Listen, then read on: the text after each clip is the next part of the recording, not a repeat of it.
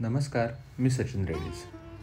तर आज आम्ही गेलेले आहोत खारघरच्या इस्कॉन टेम्पलमध्ये, म्हणजेच राधाकृष्ण मंदिरात. या मंदिरामध्ये सर्वप्रथम जेव्हा तुम्ही येता तेव्हा तुम्हाला दिसतं चप्पल ठेवण्याची व्यवस्था, आणि त्यानंतर तुम्ही इथून पुढे मंदिराच्या भव्य अशा प्रवेशद्वाराजवळ म्हणजेच मंदिराच्या मंडपाजवळ तुम्ही पोहोचता. आजूबाजूला खूपच नयनरम्य अशी लाईटिंग केलेली आहे, त्यामुळे इथे आल्यानंतर एक प्रसन्न आणि शांततेचा अनुभव येतो.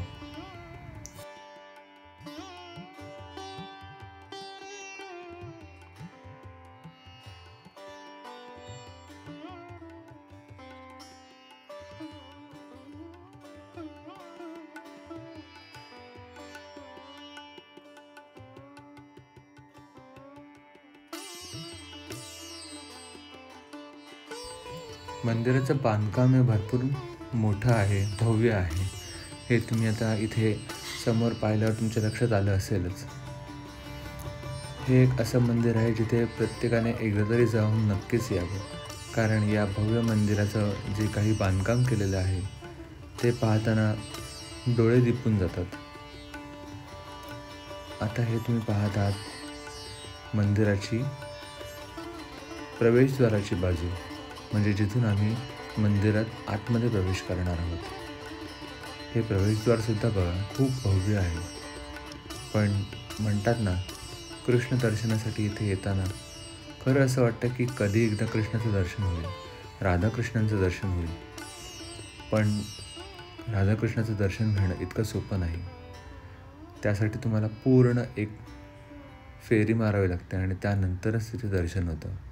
आता इथे आतमध्ये आल्यानंतर तुम्ही बघू शकता ही जी काही रोषणाई केलेली आहे, तसेच हे जे काही सुंदर कलाकृती, त्यानंतर इथे वेगवेगळ्या कथांचा देखावा केलेला आहे.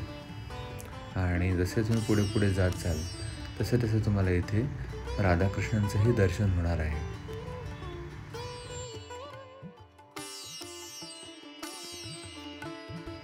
कृष्णाय वासुदेवाय हरे परमात्मने प्रणतः क्लेशनाशाय गोविंदाय नमो नमः. राधे राधे, राधे राधे.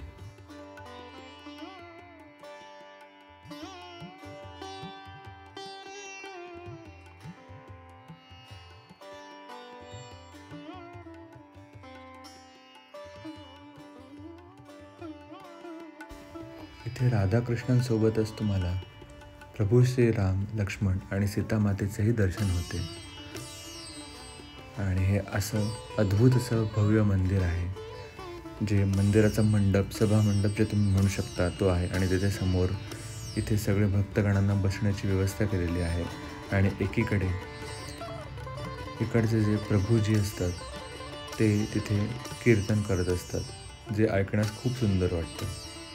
तिथून तुम्ही बाहेर आल्यानंतर तुम्हाला ही जी रोषणाई दिसते, जिथून आपण आता आतमध्ये आलो, ती इथे आहे.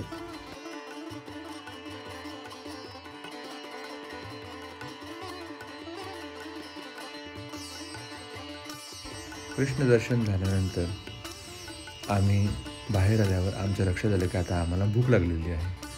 त्यामुळे आम्ही आता लगेच आलेले आहोत मंदिराच्या बाजूला असलेल्या प्रसादालयामध्ये, जिथे तुम्हाला खाण्यासाठी निरनिराळ्या गोष्टी उपलब्ध आहेत.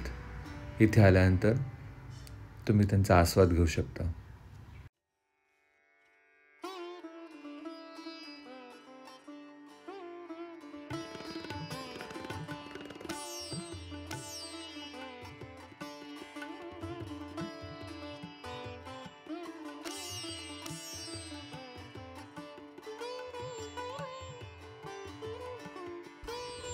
तर अशा या राधाकृष्ण मंदिराला सर्वांनी नक्कीच भेट द्या, अशी मी सर्वांना विनंती करतो.